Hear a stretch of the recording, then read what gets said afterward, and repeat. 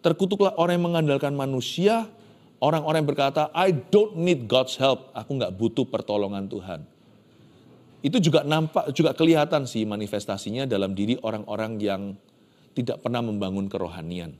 Yaitu mereka yang mencari Tuhan jikalau sudah tidak ada jalan. Tuhan dijadikan yang namanya gawat darurat. Tuhan dijadikan ICU. Tuhan dijadikan cadangan. Jangan cari Tuhan hanya waktu kita kepepet. Ketika kita terjepit, kita baru mengandalkan Tuhan. Itu bukan mengandalkan, itu namanya putus asa, tidak ada pilihan.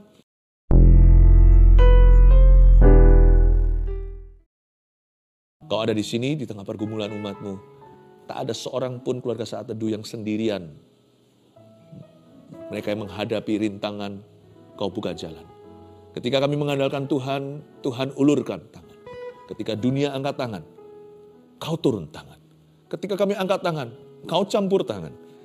Berbahagialah orang yang mengandalkan Tuhan, sebab tidak akan pernah kau biarkan sendirian.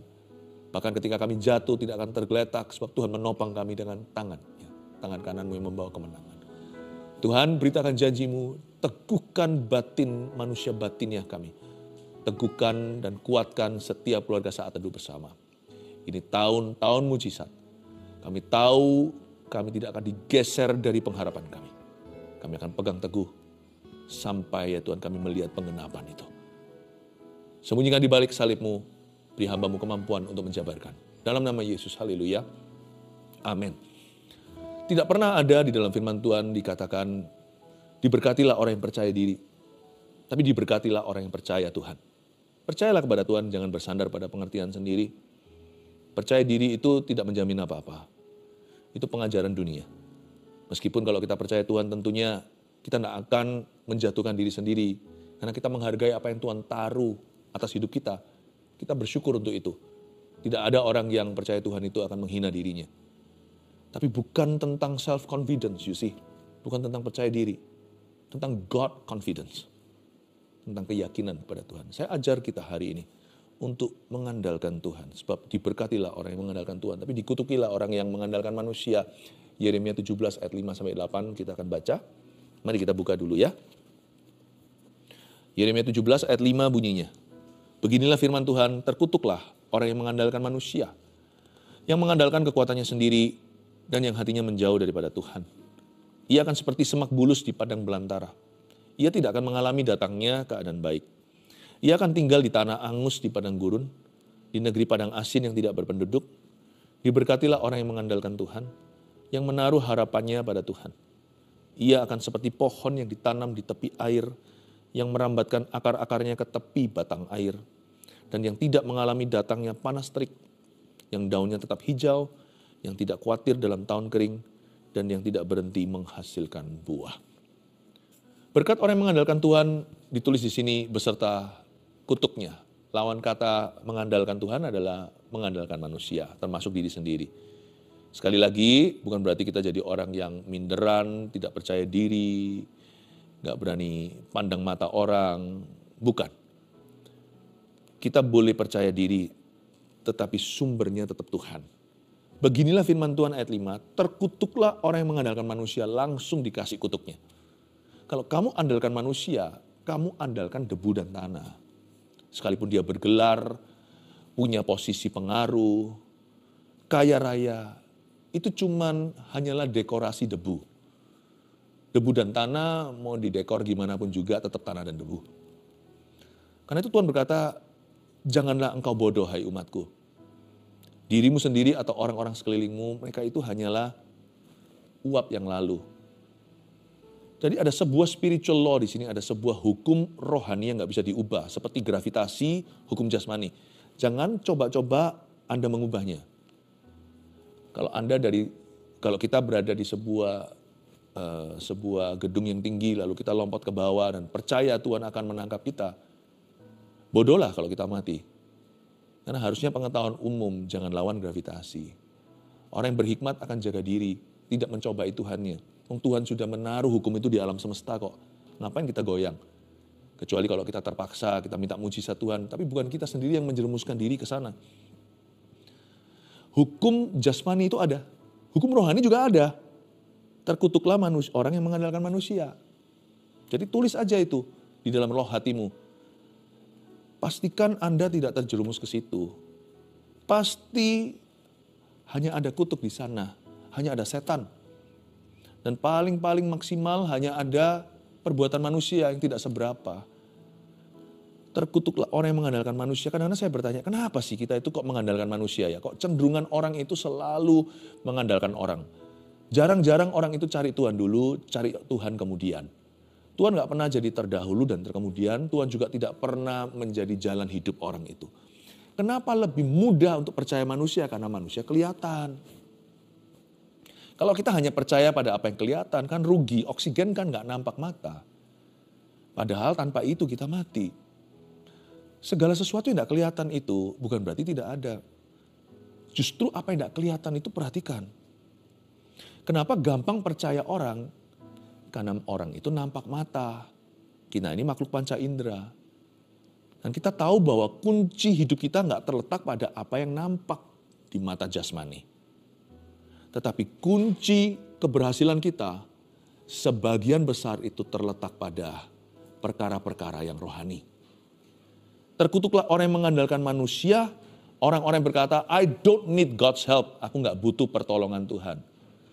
Itu juga nampak, juga kelihatan sih manifestasinya dalam diri orang-orang yang tidak pernah membangun kerohanian.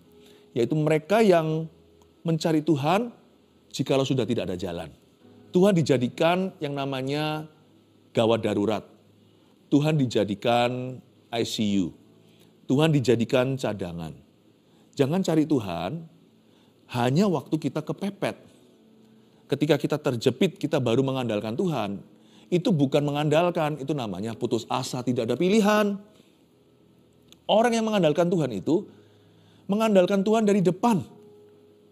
Sebelum kita itu dirudung masalah, sebelum kita dihimpit musuh, sebelum kita ditinggalkan tanpa pilihan, kita itu cari Tuhan, tidak perlu terpaksa. Cari Tuhan itu sukarela. Mengandalkan Tuhan itu gaya hidup yang disengaja. Terkutuklah orang yang mengandalkan manusia. Di dalam kategori itu, di dalam golongan itu juga orang-orang Kristen yang berdoa ketika dapat masalah. Dan kalau nggak ada masalah, dia cenderung lupa sama Tuhan. Kenapa sih kita itu kok suka mengandalkan manusia? Nanti ada penjelasannya di akhir ayat 5. Kita baca sekali lagi ya, beginilah firman Tuhan. Terkutuklah orang yang mengandalkan manusia, yang mengandalkan kekuatannya sendiri. Dan ini dia kunci, dan yang hatinya menjauh daripada Tuhan. Begini loh, orang yang hatinya menjauh dari Tuhan itu secara naturally, secara alami, pasti mau bertumpu pada sesuatu. Saya kasih contoh ya, ilustrasi fisik. Pada waktu lutut kanan saya sempat dioperasi tahun-tahun yang lalu, long time ago. Setelah itu kan harus fisioterapi, harus dibangun lagi otot-ototnya. Kalau kan terjadi penyusutan yang namanya muscle. Atau yang bahasa kerennya atrofi. Dulu otot paha saya lebih besar, sekarang mengecil seperti es yang leleh. Kalau dibekukan lagi wujudnya tidak sama. Jadi otomatis saya harus bertumpu pada sesuatu. Saya ini pengkhotbah, jadi biasa berdiri berjam-jam di depan umat. Berapa kali kebaktian dalam satu hari itu sudah makanan sehari-hari buat saya, buat kami. Tanpa saya sadari, suatu hari kenapa lutut kiri saya ikut-ikutan sakit? Padahal penyakit lutut ini tidak menular. Loh kok sakit ya? Ternyata saya diajari nantinya. Ketika otot kanan saya masanya berkurang, jadi yang dahulu kala saya itu bertumpu pada paha kanan, sekarang jadi kidal paha. Saya mulai bertumpu di lutut yang satunya, yaitu lutut kiri saya yang tidak pernah ada masalah. Oh begitu. Tanpa saya sadari di bawah sadar, ya tanpa saya sengaja, karena saya sudah merasa nggak kuat dan ada trauma. Jadi sekarang saya selalu bertumpu di lutut dan pinggul kiri. Lalu berapa bulan kemudian kok rasa nggak enak. Nggak ada lah namanya orang itu secara sengaja nggak mau andalkan Tuhan. Kita semua tahu Tuhan itu Maha Kuasa. Dia punya segala sesuatu. Dia punya jawabannya. Segala solusi, segala kuasa di tangan Tuhan. Tapi kalau hati kita menjauh, otomatis itu kita pasti bertumpu pada diri sendiri. Makanya jangan cari Tuhan kalau sudah kepepet. Nanti pada waktu dibutuhkan, kita salah jalan. Waktu nanti kita sudah dirudung masalah, kita biasanya salah tumpuan. Kita itu harus mendekatkan diri pada Kristus setiap hari. Dan kalau kita bersama-sama juga seminggu sekali di gereja, ada aktivitas lain mungkin selain hari Minggu, yaitu dalam pelayanan, kita itu bisa bangun bersama, saat teduh bersama contohnya. Kita harus rajin memupuk kerohanian. Kita harus rajin cari Tuhan. Bangun otot-otot rohanimu. Biasakan dirimu mendekat pada Kristus, jadikan gaya hidup normalmu. Supaya nanti ketika peperangan rohani kita hadapi, ketika hidup kita membutuhkan pertolongan Allah, dengan sendirinya kita akan mengandalkan Tuhan. Bertumpu pada yang maha kuasa. Tapi orang yang hatinya menjauh daripada Tuhan, ketika masuk persoalan, atau dalam pergumulan, atau bahkan ketika dia melihat tantangan di depan, gak harus tentang problema, bisa saja ada suatu sukses di hadapan, ada sebuah keberhasilan yang menjanjikan, dia akan mengandalkan kekuatannya sendiri. Dasar manusia makhluk panca indera kok, kita ini adalah makhluk kedagingan. Pasti yang kita lihat, yang kita cium, yang kita raba, yang kita percaya. Yang gak kelihatan, tidak kita masukkan dalam perhitungan. Tuhan jadikan ICU-an, jadikan gawat darurat, emergency, seperti ER-nya, emergency room-nya. Nanti kalau kita kepepet baru cari Tuhan. Kalau waktu itu terjadi, kita sudah gak ngalami semua rencananya. Tuhan harus rescue, bawa kita keluar dari persoalan yang terjadi karena kita jauh dari Tuhan. Nanti kita harus selamatkan kita dari sesuatu yang sifatnya bukan Tuhan izinkan akibat kebodohan. Sayang kan, kita kehilangan momentum-momentum indah dalam hidup ini karena kita itu on dan off. Sama Tuhan itu seperti kadang iya, kadang kagak. Terkutuklah orang yang mengandalkan kekuatannya sendiri, yang hatinya menjauh daripada Tuhan. This is the reason why, inilah alasan mengapa kita seringkali lebih mengandalkan kekuatan sendiri. Karena hati kita jauh dari Tuhan. Tapi orang yang hatinya dekat sama Tuhan, tahu dengan sendirinya, dia harus bersandar kepada siapa. Ayat 6, ia akan seperti semak bulus di padang belantara. Ia tidak akan mengalami datangnya keadaan baik. Tuhan peringatkan, kalau kita mengandalkan kekuatan kita dan koneksi kita, kita hanya mengandalkan orang-orang yang berjanji-janji dan tidak sedikit yang memberikan harapan palsu kepadamu. Kalau kita melihat cuaca saja dan takut menabur, orang seperti itu akan menjadi semak bulus di padang belantara. Artinya, di mata Tuhan orang itu rawan. Semak bulus itu apa sih? Kalau Anda lihat di padang belantara itu kadang-kadang mudah terpercik api. Karena terik matahari langsung kena ke pasir, itu kalau kita nggak pakai sepatu, itu bisa terbakar kaki kita. Yang namanya semak bulus di padang belantara itu mudah sekali menyala. Si jago merah, jadi orang seperti itu ready to burn anytime. Rencana dia itu gampang terbakar dan gampang gagal. Sekalipun dia penuh siasat, orangnya strategic thinking, mungkin pikirannya strategis.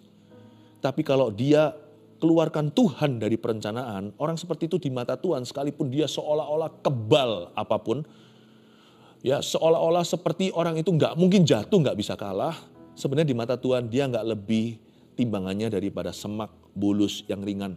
Anda lihat semak bulus yang kadang-kadang diterbangkan angin, itu mudah sekali menyala, kena terik sebentar aja gosong tuh. Apapun yang kau bangun, jikalau bukan Tuhan membangun rumah, sia-sialah kau membangunnya. Dengan kata lain, itu gampang terbakar. Kelihatan indah dekorasi interior desainnya. Tapi banjir sedikit datang, banjir badang, belum lagi yang tsunami. Rumahmu roboh karena didirikan di atas dasar pasir. Bagi Tuhan, apapun yang kau bangun, rawan. Rawan gempa, di sini maksudnya rawan api. Bentar aja bisa menangkap. Bentar aja mudah terpercik. Mudah menyala. Dan membakar semua. Apa yang kau bangun bisa runtuh sehari kalau tidak ada Kristus di dalamnya. Titanic contohnya. Tuhan pun tidak bisa tenggelamkan. God cannot sink this vessel. Bukan begitu yang buat berkata. Ternyata sekali tabrak berapa jam kemudian sudah berada di dasar lautan. Hal itu dalam sejarah dan saya waktu tahu cerita ini saya pun merasakan belas kasihan. Namun sebuah ilustrasi dan sebuah peringatan bahwa kita semua jangan membangun sesuatu tanpa mengandalkan Kristus di dalamnya. Sebab Anda, apapun yang kau bangun, semak bulus itu di mata Kristus rawan bakar. Ia tidak akan mengalami datangnya keadaan baik. Di ayat 6b, maksudnya apa? Apakah orang yang tidak mengandalkan Tuhan itu selalu hidupnya buruk? Enggak. Tetap dia bisa menikmati suksesnya. Tetapi keadaan baik itu enggak selalu bicara tentang materi. Tapi bicara soal tujuan, maksud Allah di dalamnya. Khususnya berkat-berkat yang enggak bisa dibeli dengan uang seperti kasih, sukacita, damai sejahtera, 3 buah roh pertama. Itu enggak akan ada. Dalam apa yang dia lakukan, dia akan gelisah. Mungkin uang banyak, tidur tak nyenyak. Nggak akan mengalami datangnya keadaan baik. Kata keadaan baik itu adalah damai sejahtera, shalom peace. Keadaan yang baik itu artinya bahagia yang penuh. Susah payah tidak menambahi. Sebab harta kekayaan itu datangnya dari Allah. Tapi bukan hanya itu saja. Bukan berarti tidak ada keadaan baik di bumi. Ada sih. Tapi orang yang tidak mengandalkan Tuhan, tapi mengandalkan manusia, somehow dia selalu luput. Keadaan baik itu datang, dia pas nggak di sana. Atau bisa jadi gini loh, keadaan baik itu datang dulu, lalu pergi, waktu keadaan itu pergi, meninggalkan tempat itu, dia baru tiba. Selalu papasan, tidak ketemu, tidak jodoh ceritanya. Atau bisa jadi, dia datang untuk menanti-nantikan keadaan baik itu, dia datang untuk melihat berkat, nggak datang-datang setelah berjam-jam, setelah berhari-hari, malas sudah. Akhirnya dia minggat. Baru dia hengkang kaki, semenit kemudian keadaan baik itu tiba. Pokoknya gak ketemu deh, gak jodoh saja. It does come though, keadaan baik itu. But he will not be there to experience it. Dia tidak akan ada di situ untuk mengalaminya. Ini adalah peringatan Tuhan. Orang yang mengandalkan kekuatannya sendiri tidak akan lucky. Saya sih gak percaya luck atau yang namanya keberuntungan. Saya percaya berkat Tuhan. Kalau saya bilang berkat Tuhan itu, jangan selalu melulu pikirannya materi. Berkat itu tidak sama dengan materialisme. Malah berkat Tuhan yang paling murahan. Yang paling murah maksudnya, bukan murahan. Itu adalah benda barang uang. Yang saya maksudkan di sini, saya percaya berkat adalah, saya percaya divine timing, waktu ilahi. Orang yang dikenan Tuhan selalu akan ditemukan. Kok bisa ya, begitu beruntungnya orang itu, Tuhan sedang bekerja, dia ada di situ. Tuhan sedang beracara, dia ada di sana. Selalu ditemukan di waktu yang tepat. Di waktunya Allah. Waktu Allah itu loh, yang semua indah pada waktunya. Selalu ditemukan di waktu yang tepat. Di tempat yang tepat. Di saat yang tepat. Ketemu orang yang tepat. Untuk tujuan yang tepat. Tapi apes-apesnya orang yang tidak dikenan Tuhan itu selalu ketemu dengan orang yang salah. Di waktu yang salah pula. Untuk tujuan yang salah juga. Itu maksudnya divine timing atau perfect timing atau waktu yang sempurna. Gak ada waktu yang sempurna di dunia, ada pada Allah. Tuhan selalu punya rencana sempurna di waktu yang salah bahkan bagi manusia. Ia tidak akan mengalami datangnya keadaan baik. Sekalipun keadaan baik datang ke dunia, dia gak ada di sana aja untuk bisa mengalaminya. Ia akan tinggal di tanah angus di padang gurun. Ini kan lucu. Semak bulus itu belum terbakar kok sudah angus. Ini orang yang kadaluarsa sebelum bahkan diluncurkan. Bayangin, produk itu belum diluncurkan, udah bagus-bagus ditata, di etalase atau sudah keluar dari pabriknya. Tiba-tiba tutup tokonya. Atau tiba-tiba pandemi. Pokoknya tanah itu belum dibakar sudah angus di padang gurun. Dia belum kena api, tapi dia sudah gosong ceritanya. Belum di barbecue, sudah overcook dia. Bukan medium rare, medium well done. Sudah hitam semuanya, seperti areng.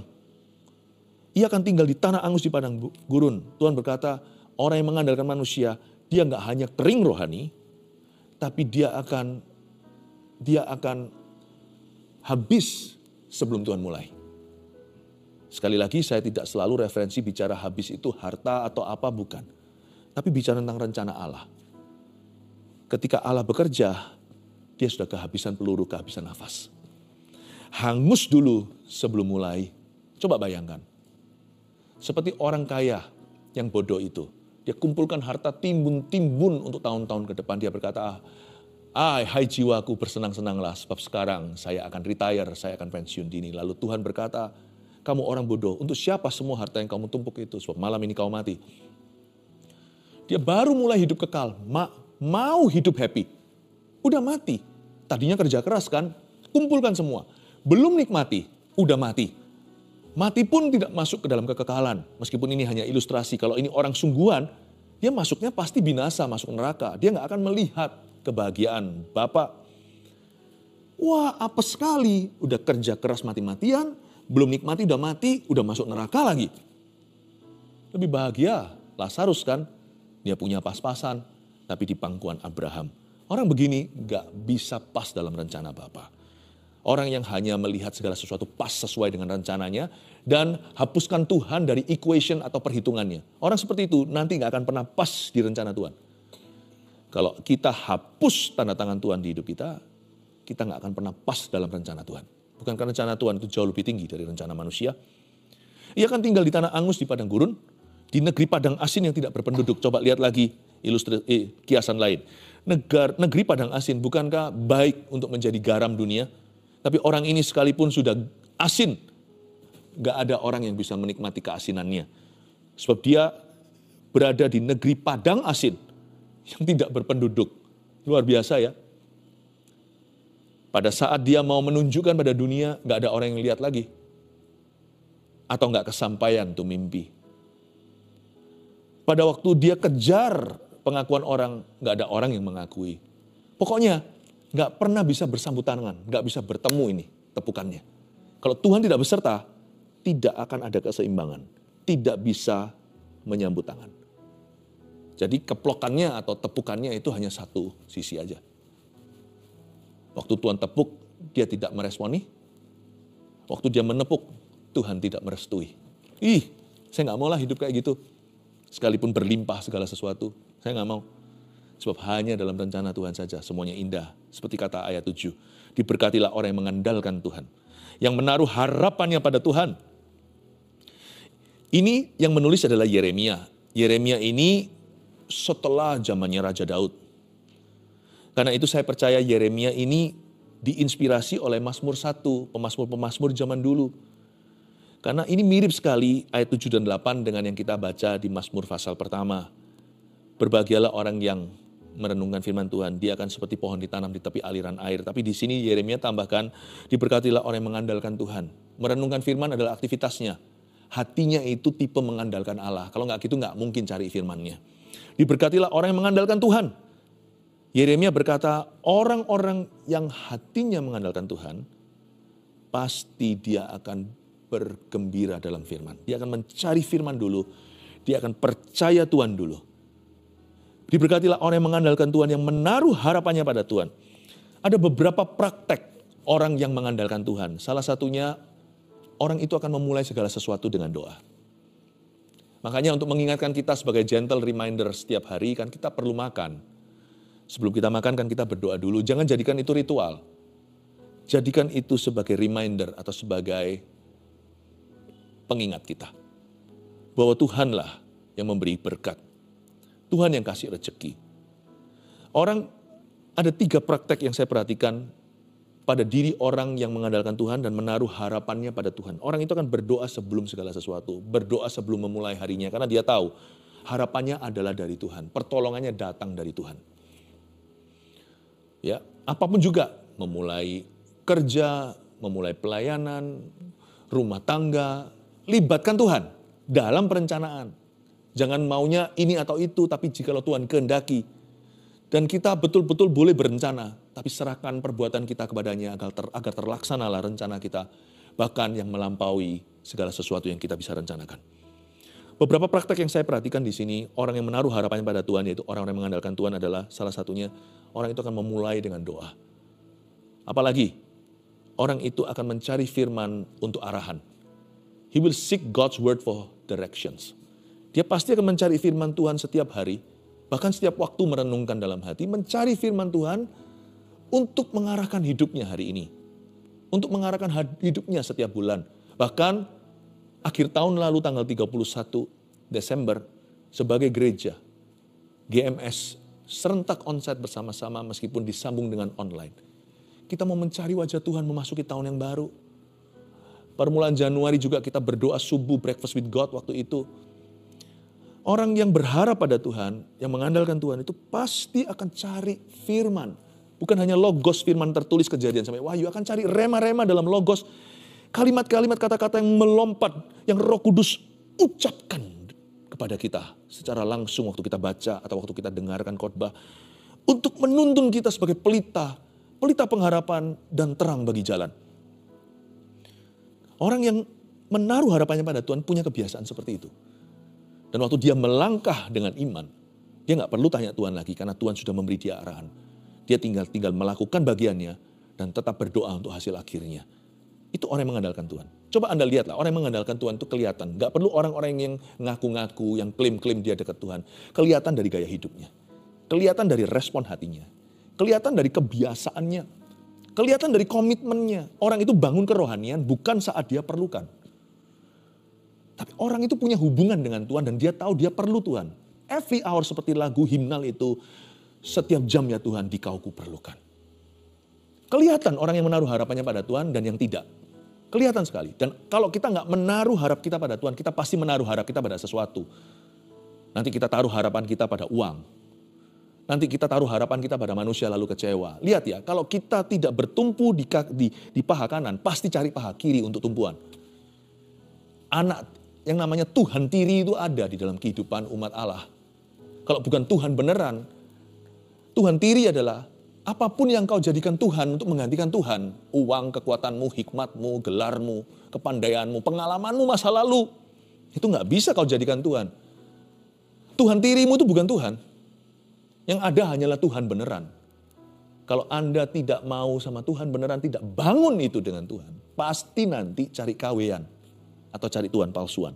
Manusia kan paling hebat menciptakan Tuhan dalam hidupnya. Tuhan yang asli gak diciptakan. Kita harus datang ke kakinya dan belajar berserah. Bangun hubungan. Ayat 8, ia akan seperti pohon yang ditanam di tepi air, yang merambatkan akar-akarnya ke tepi batang air. Dan yang tidak mengalami datangnya panas terik, yang daunnya tetap hijau, yang tidak khawatir dalam tahun kering, dan yang tidak berhenti menghasilkan buah. Ayat 8 saya jabarkan.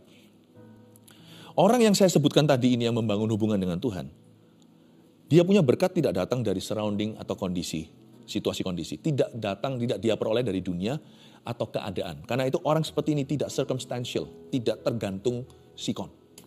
Karena dia punya berkat itu datang dari akarnya dan akarnya itu ke Tuhan. Dia ditanam seperti tanaman pohon yang ditanam di tepi air yang merambatkan akar-akarnya ke tepi batang air, itu juga bicara tentang firman. His blessedness, berkat-berkatnya datang dari janji Tuhan directly from his promises. Dari janji Tuhan, bukan apa kata orang. Kekuatannya pun datang dari Tuhan. Dia merambatkan akar-akarnya sampai ke tepi batang air.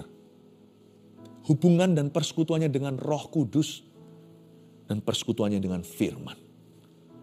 Karena itu biasanya orang yang mengandalkan Tuhan tidak mudah diombang-ambingkan dan tidak bisa dikalahkan oleh keadaan. Yang tidak mengalami datangnya panas terik, bukan berarti panas terik tidak datang. Datang sih panas teriknya, tetapi somehow nggak tahu gimana pokoknya dia pas nggak ada di sana. Waktu panas terik yang mematikan, ya, panas terik yang tipe-tipe cahaya bukan yang membawa berkat tetapi yang menggosongkan, yang membakar kulit, ya, yang menyebabkan kanker kulit lah ceritanya kalau secara fisiknya. Semua radiasi bukan berarti tidak ada. Tiba, hadir, datang pula, tapi di ayat 8 dikatakan ia tidak mengalami datangnya panas terik. Karena nggak tahu gimana, bisa aja pas itu dia nggak ada di situ. Ini saya sebut berkat orang yang mengandalkan Tuhan. Dia diluputkan. Tapi yang lebih indah adalah daunnya tetap hijau. Apapun terjadi daunnya tetap hijau. Karena dia nggak bergantung cuaca. Akarnya itu ke tepi air. Langsung berakar ke Tuhan. Berakarnya itu langsung ke kuasa kebangkitan soalnya. Langsung ke kuasa urapan. Yang tidak khawatir dalam tahun kering, dia nggak khawatir. Kering sih datang, tapi dia nggak khawatir. Ini bukan berarti dia tidak mengalami tantangan. Dan yang tidak berhenti menghasilkan buah. Apapun kondisi keadaan, dia berbuah terus.